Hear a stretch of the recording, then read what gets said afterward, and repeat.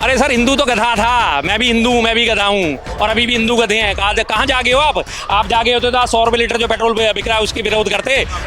भाई साहब, क्या मानते हैं? कुछ नहीं मानता मैं, शासक थे, शासक हैं, बात खत्म। आए हमारे देश पे राज करके गए, हमारे राजाओं की कमजोरी थी, हार गए।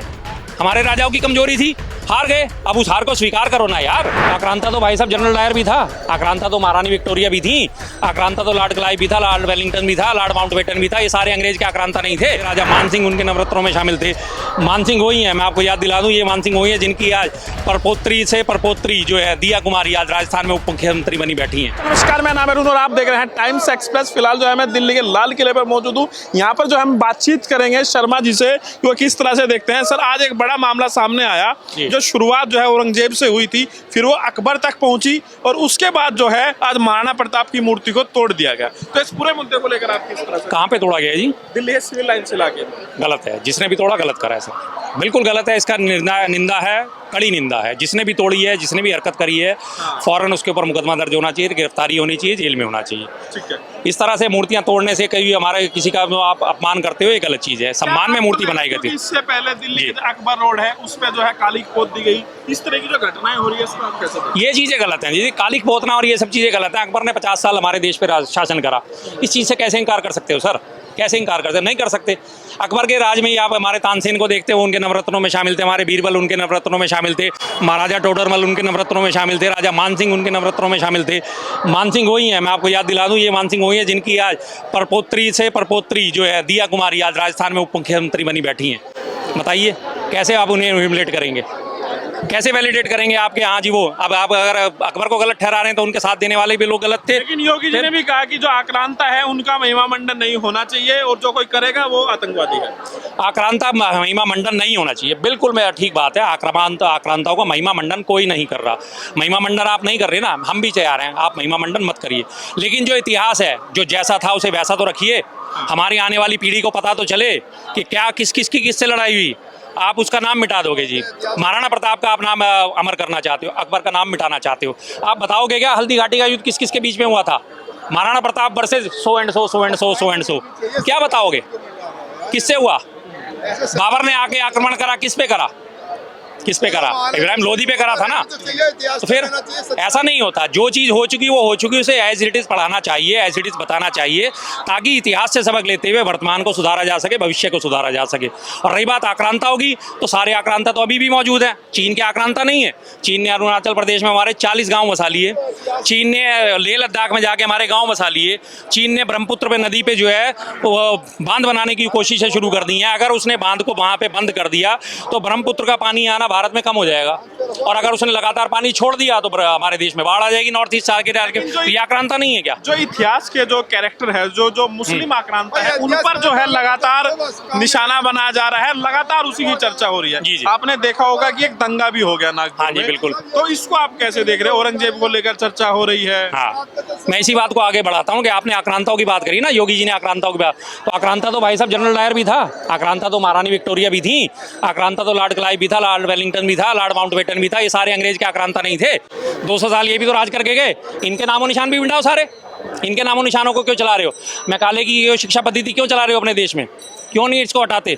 सारे तमाम आज बीजेपी के लीडर जी हैं, जितने बड़े बड़े लीडर हैं, स्वदेशी अपनाओ, भारतीय अपनाओ, भारतीय अपनाओ, स्वदेशी अपनाओ, और अपने बच्चों को सबको विदेश पढ़ने भेजा हुआ है। सबको विदेश पढ़ने भेजा। दिल्ली में, भारत में किसी का बच्चा नहीं पढ़ रहा है। अंग्रेजों से तो पुरानी यारी, लेकिन अपने भारत से गद्दारी है। क्यों भैया? अंग्रेजों ने भी तो 200 साल हमारा तेल निकाला, और अंग्रेज तो जितना लूट के ले गए, आज तक कोई लूट के नहीं ले गया। एक नादिर शाह और दूसरा अंग्रेज बराबर के हैं। नादिर शाह आया था 17वीं सदी में, उसने आक्रमण करा 18वीं सदी में, 17 स्टार्टिंग में 80 करोड़ की दौलत लूट के ले गया, 30,000 लोगों का यहाँ पे कत्लेआम करके गया इसी चांदनी चौक के इलाके में। उसके बारे में आपकी जबान ही नहीं खुलती। असली आक्रांता तो वो था, उसके बारे में क्यों नहीं बोलते आप? लेकिन लोगों के दिमाग में बड़े आराम से नैरेटिव सेट कर दिया गया, मुगल मतलब मुसलमान, मुगल मतलब मुसलमान, मुगल मतलब मुसलमान, तो मुगलों का डिफेम करो, और अगर मुगलों के बारे में कोई सपोर्ट में कोई बोलेगा तो वो देशद्रोही हो जाएगा सीधा सीधा। क्या मानते हैं मुगलों का? आप क्या मानते हैं? भाई साहब, क्या मानते हैं? कुछ नहीं मानता मैं, शासक थे, शासक हैं, बात खत्म। आए हमारे देश पे राज करके गए, हमारे राजाओं की कमजोरी थी, हार गए। हमारे राजाओं की कमजोरी थी, हार गए, अब उस हार को स्वीकार करो ना यार। क्यों नहीं स्वीकार करते? 300 साल पहले तुम्हें किसी ने हरा दिया, तुम क्यों नहीं मानते उस बात को? तुम हारे थे तो हारे थे, उसमें क्या बात है? आज मुगलों का कोई वंशज मौजूद है जिससे तुम जाके लड़ सको, जिसके तुम जाके मुगलों की कब्र खोदने में लगे हुए हो, औरंगजेब की कब्र खोदने में लगे हो? क्या खबर खोद के मिलेगा क्या नीचे से? मिट्टी। कह रहे कि अगर आप औरंगजेब की तारीफ कर रहे हैं हाँ। तो आप जो है शिवाजी का अपमान कर रहे हैं। बिल्कुल नहीं कर रहे। दोनों राजा थे, कोई नहीं है। औरंगजेब का अपमान भी नहीं कर रहे और शिवाजी जी महाराज का भी बिल्कुल अपमान नहीं कर रहे। शिवाजी महाराज की भी लड़ाई अपने देश को बचाने के लिए, तो औरंगजेब की लड़ाई अपने साम्राज्य को बचाने की थी। ये तो साम्राज्य को बनाना। महाराजा छत्रपति शिवाजी की जो सिपह सलार थे सारे मुसलमान थे, और औरंगजेब के सिपह सलार सारे हिंदू थे। ये कोई हिंदू मुस्लिम की लड़ाई थोड़ी थी, ये अपनी अपनी सत्ता बचाने की लड़ाइयाँ थी। सत्ता बचा नहीं गई, बात खत्म हो गई। जो जीता वो सिकंदर हो गया, जो हार गया वो पौरस हो गया। लेकिन कहा जाए कि भाई हिंदुओं पर बहुत अत्याचार किया, ये बात कही जाती है। बिल्कुल जी, अत्याचार करा। आप उस अत्याचार का बदला आप 318 साल बाद कैसे ले रहे हो? मुझे ये बता दो, क्या तरीका है? क्या उस खबर को हटा देना चाहिए, उस खबर को हटा देना चाहिए। हाँ, उस खबर गुलामी की निशानी है। अच्छा, गुलामी की निशानी, तो फिर मैं वही तो बात कह रहा हूँ ना। 200 साल अंग्रेजों ने हमारे ऊपर शासन करा, गुलामी की निशानी तो अभी भी सारी मौजूद है। ये रहा पुराना पुल, अभी तक तो आपसे हटाया नहीं गया। पिछले 20-25 सालों में एक पुराने पुल के साथ नया पुल आपसे नहीं बनाया गया। पुराना पुल अभी भी अंग्रेजों का बनाया, वहीं का वहीं खड़ा हुआ है। तमाम आगरा में, बड़े बड़े शहरों में इसी टाइप के ऐसे आपने पुल देखे होंगे, लोहे के इसी टाइप के, सारे अंग्रेजों ने बनवाए हुए थे। उनको क्यों नहीं हटाते? दिल्ली यूनिवर्सिटी अंग्रेजों ने बनाई, उसे क्यों नहीं हटाते? अलीगढ़ यूनिवर्सिटी, जितनी भी तमाम यूनिवर्सिटी बनी अंग्रेजों के राज में बनी। 1947 से पहले के जितने बने हुए मॉन्यूमेंट्स हैं उनको क्यों नहीं हटाते? पार्लियामेंट था, उसे क्यों नहीं हटाते? 1928 में बना राष्ट्रपति भवन, उसे क्यों नहीं हटाते? तो ये भी तो गुलामी की प्रति है। अंग्रेजों ने भी तो हमारे को शोषण करा, या अंग्रेजों ने हमारे को फूल बरसाए?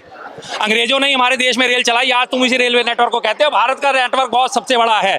उन्हीं अंग्रेजों ने रेल चलाई थी, बंद करो रेल चलानी। वो भी तो गुलामी की है, वो भी तो गुलामी की निशानी है भाई साहब। जो पैंट शर्ट पहन के दुनिया घूम रही है, जो जूते पहन के घूम रही है, ये भी अंग्रेजों ने दिए थे। हमारे क्या था पहना हुआ? धोती कुर्ता था, नंगे पैर घूमते थे। फिर तो ये जो लड़ाई है ये कहाँ तक जाएगी? औरंगजेब, सर, ये लड़ाई कहीं नहीं जाएगी। बाबर, अब जो है ये आगे महाराणा प्रताप की मूर्ति को तोड़ देना, ये लड़ाई कहीं नहीं जाएगी। ये लगातार भड़काने के काम कर रहे हैं। आने वाले अक्टूबर नवंबर के एंड में जो है बिहार में चुनाव है। अल्टीमेटली इनका मकसद सिर्फ एक होता है, हिंदू मुस्लिम गोल बंद करना, हिंदू मुस्लिम गोल बंद करना। और उसमें धीरे धीरे ये हल्के हल्के सफल होते जा रहे हैं लगातार। पहले इन्होंने अभी संभल में होली पे पूरी कोशिश करी थी, मस्जिद के गेट पे जय श्री राम लिख दिया, भावनाएं भड़काने की पूरी कोशिश करी। लेकिन दोनों पक्षों ने संयम का परिचय दिया, किसी किस्म की कोई हरकत नहीं। तो इन्हें तसल्ली नहीं पड़ी, कब्रबिज्जू लोग हैं, सीधा पहुंच गए नागपुर में। वहाँ पे जाके इन्होंने दंगा फसाद करवा दिया। अब नागपुर का मामला निपट गया, इन्हें वहाँ से तसल्ली नहीं हुई। अब जाके ये महाराणा प्रताप की मूर्ति तोड़ दी। अब अल्टीमेटली आपको भी पता चलेगा कि महाराणा प्रताप की मूर्ति तोड़ने वाले लोगों का संबंध किन लोगों से नहीं रहेगा। जैसे आपने देखा था ना, यूपी में गाय काट के डाल दी थी और उसके बाद कंकाल उसका जो बरामद करवा के और सीईओ को जाके कंप्लेंट लिखा दी थी, देखो हमारी भावनाएं आहत हो गई हैं। जब उस सीईओ ने जो है ढंग से करा, तफ्तीश करी, तो पता चला कि वही बंदा था शामिल उसमें। ठीक है, लेकिन ये जो पूरा विवाद खड़ा हुआ, ये देखा गया कि जो छावा फिल्म रिलीज हुई उसके बाद जो है भावनाएं लोगों की उबाल मारने लगी। ठीक है जी, कि शिवाजी के साथ बहुत गलत हुआ और औरंगजेब के खिलाफ एक माहौल देश में बनना शुरू हो गया। अबू आजमी का बयान आया, उसके बाद जो है वहाँ के जो मुख्यमंत्री है उन्होंने उस बात का विरोध किया और उसको लेकर लगातार पूरे देश में बवाल मचा। योगी आदित्यनाथ ने कहा कि यूपी भेजो, इलाज कर देंगे। तो आप कैसे देख रहे हैं इसको? ये जो फिल्में हैं इस तरह की, क्या इतिहास के साथ छेड़छाड़ करके अगर इस तरह फिल्में बनाई जाती है, इसको आप कैसे देखते हैं? बिल्कुल छेड़छाड़ करके फिल्में बनाई जा रही हैं। फिल्मों के हिसाब से आप रियलिटी कहाँ से लाए? आपके पास कोई भी ऑथेंटिसिटी है?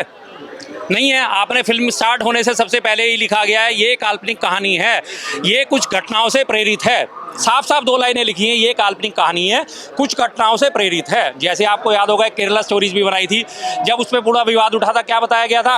30,000 महिलाओं के साथ बलात्कार हुआ, 30,000 महिलाओं को गायब कर दिया गया।